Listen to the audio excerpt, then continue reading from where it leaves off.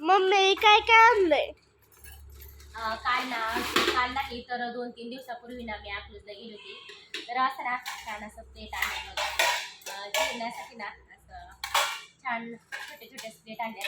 आणि ह्या प्लेट म्हणलं तर कढईवर आणि पातेल्यावर ना असं झाकण्यासाठी असं हे 2 झाकण आणले. आणि छोटीशी ना सुकी भाजी वगैरे बनवायला असं छान असं कढई पण आणली. आणि चिमटा पण पापड वगैरे भाजण्यासाठी ना आरावरती पापड वगैरे भाजण्यासाठी असं चिमटा आणलेला आहे. आणि इकडे ना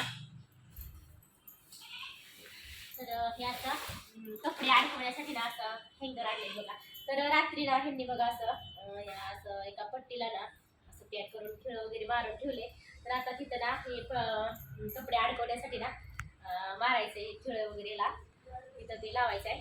आणि फरशी पुसण्यासाठी ना असं पोछा सुद्धा आणलेलं आहे बघा.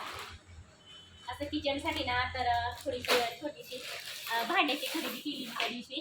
आणि फरशी वगैरे पुसण्यासाठी ते पोछा आणि कपडे अडकवायसाठी म्हणलं तर ते हँगर पण आणले.